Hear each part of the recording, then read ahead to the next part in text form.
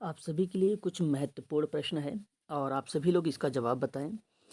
पहला प्रश्न आपके सामने है कि नई शिक्षा नीति 2020 के अनुसार भारत की जीडीपी का कितना प्रतिशत शिक्षा पर खर्च किया जाएगा। ऑप्शन ए है 4%, ऑप्शन बी है 6%, ऑप्शन सी 8%, ऑप्शन डी 4.5%। तो आपको बता दूं यहाँ पे ऑप्शन नंबर जो बी है यही करेक्ट जवाब है 6%। तो 6% शिक्षा नीति 2020 के अनुसार बताया गया है कि भारत की जीडीपी का शिक्षा पर खर्च किया जाएगा। तो ऑप्शन नंबर बी यहाँ पे करेक्ट जवाब हो जाएगा। नेक्स्ट प्रश्न आपसे पूछा जा रहा है कि नई शिक्षा नीति के पूर्व शिक्षा पर नई शिक्षा नीति के पूर्व शिक्षा पर जीडीपी का कितना खर्च किया जाता था, ये आपको बताना है। इसका सही जवाब नई शिक्षा नीति 2020 से पहले जो आई थी, पूर्व शिक्षा पर जीडीपी कितना खर्च हुआ करती थी, तो 4.6% यहाँ पे सही जवाब हो जाएगा। ऑप्शन नंबर ए आपका करेक्ट जवाब। क्वेश्चन नंबर 6 आपके सामने थर्ड है कि जेंडर इंक्लूजन फंड किससे संबंधित है, तो महिला और ट्रांसजेंडर से था। ऑप्शन नंबर डी आपका करेक्ट जवाब हो जाएगा यहाँ पर। क्वेश्चन नंबर 4 के बारे में अगर हम बात करें, नई शिक्षा नीति जिसमें 5+3+3+4 कार्यक्रम के तहत शिक्षा की क्या आयु निर्धारित की गई है। क्वेश्चन नंबर 4 सही जवाब है ऑप्शन नंबर बी 3 से लेकर 18 वर्ष। नई शिक्षा नीति 5+3+3+4 कार्यक्रम के तहत शिक्षा की जो आयु निर्धारित की गई है 3 से लेकर 18 वर्ष की गई है। ऑप्शन नंबर आपका बी करेक्ट माना जाएगा यहाँ पे।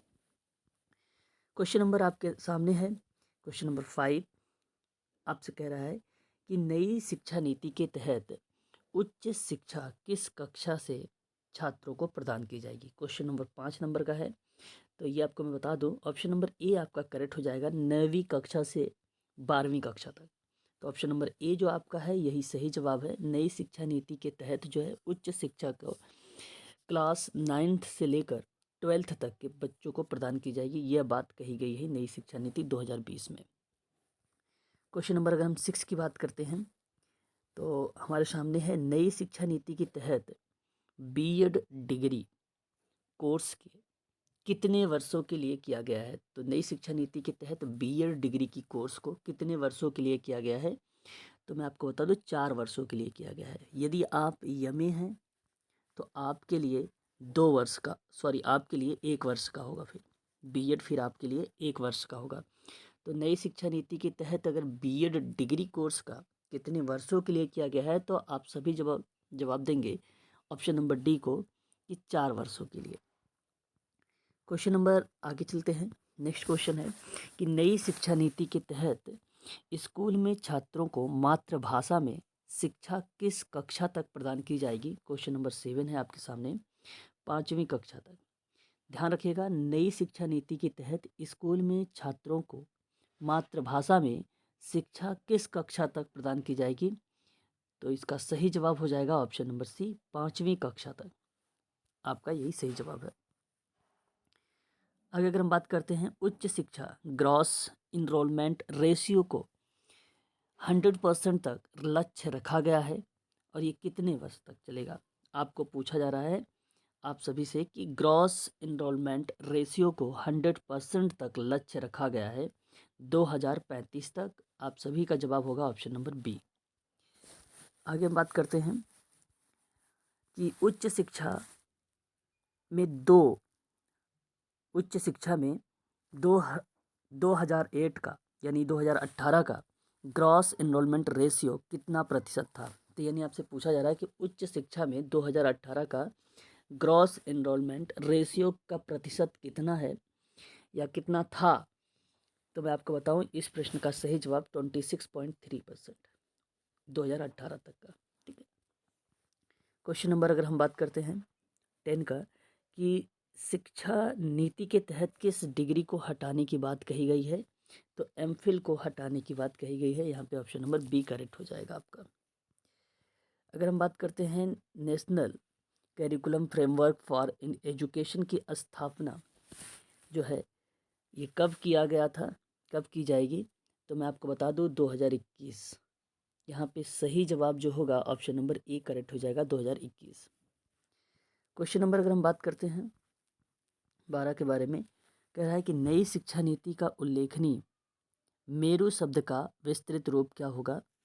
तो यहाँ पे multi disciplinary education and research university, यही आपका मेरू शब्द का विस्तृत रूप है, यही आपको ध्यान रखना है ऑप्शन नंबर ए को।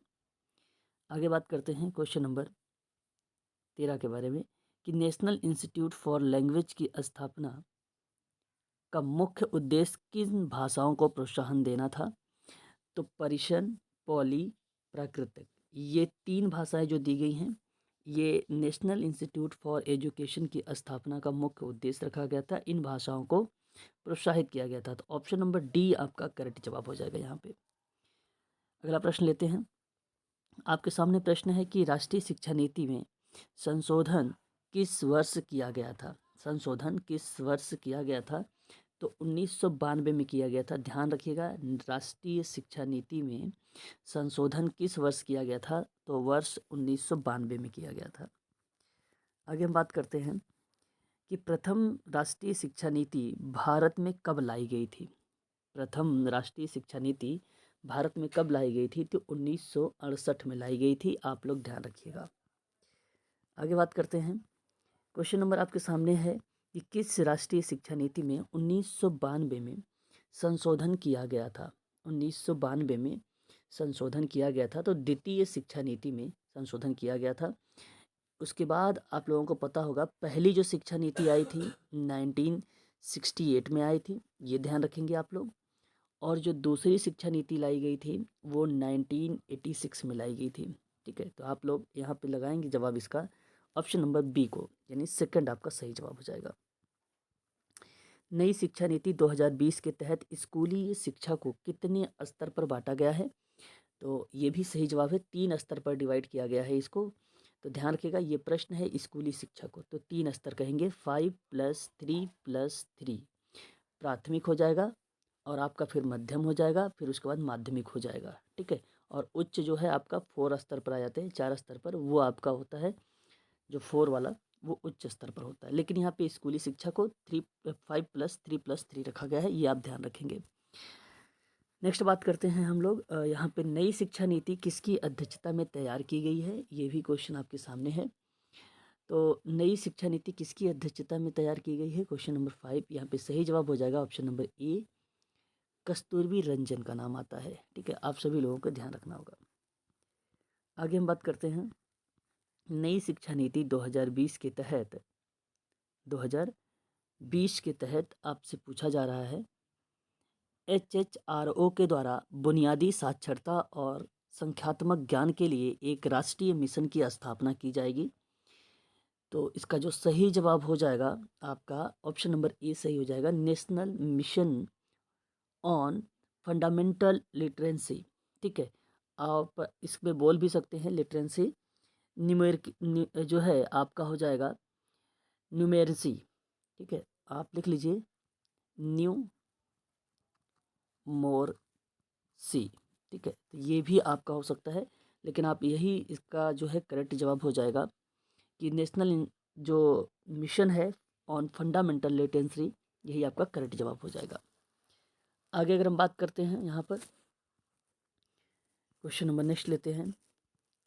नई शिक्षा नीति 2020 के प्रौद्योगिकी के उपयोग पर विचारों के मुक्त आदान प्रदान को एक मंच प्रदान करके, देखिए यहाँ पर थोड़ा सा मिसप्रिंटेड है, आप कहें यहाँ पे कि प्रौद्योगिकी के उपयोग पर विचारों के मुक्त आदान प्रदान को एक मंच प्रदान करने के लिए किसकी स्थापना की जाएगी।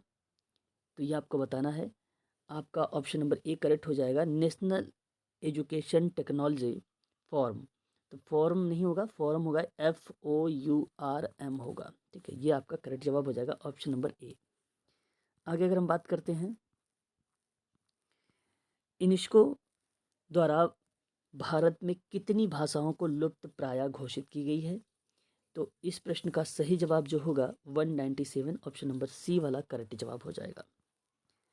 आगे हम बात करते हैं नई शिक्षा नीति 2020 के तहत किस संस्थान की स्थापना की जाएगी, ये आपको बताना है। इसका सही जवाब जो होगा क्वेश्चन नंबर 9 का ऑप्शन नंबर डी करेक्ट हो जाएगा, हिब। यहाँ पर नई शिक्षा नीति 2020 के तहत किस संस्थान की स्थापना नहीं की जाएगी? ऑप्शन नंबर डी वाला हिब की नहीं की जाएगी। HEGC का होगा, GEC का होगा और NHERC का भी होगा। इसकी स्थापना होंगी नई शिक्षा नीति जब 2020 आएगी, और ये हिब की नहीं होगी। याद रखिएगा, ऑप्शन नंबर डी करेक्ट हो जाएगा यहाँ पे।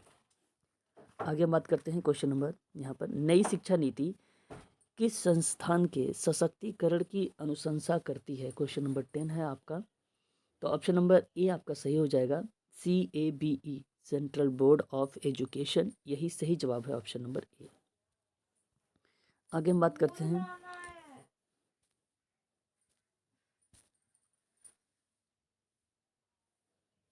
क्वेश्चन नंबर 11 की बात करते हैं। नई अंतर्राष्ट्रीय शिक्षा दिवस कब मनाया जाता है? तो ऑप्शन नंबर ए आपका करेक्ट जवाब हो जाएगा, 24 जनवरी को मनाया जाता है। Learning for people, plant and peace, property peace आपका ये करेक्ट जवाब हो जाएगा। इसकी थीम रखी गई थी learning for people, plant, property, peace. यही आपका सही जवाब हो जाएगा, ऑप्शन नंबर ए वाला। 24 जनवरी को मनाया जाता है अंतर्राष्ट्रीय शिक्षा दिवस। आगे हम बात करते हैं विश्व विद्यार्थी दिवस कब मनाया जाता है? तो विश्व विद्यार्थी दिवस जो मनाया जाता है वो आपका मनाया जाता है 15 अक्टूबर को, और आप सभी को पता होगा APJ अब्दुल कलाम के उपलक्ष्य में। तो ऑप्शन नंबर यहाँ पर जो हो जाएगा बी वाला आपका करेक्ट जवाब हो जाएगा।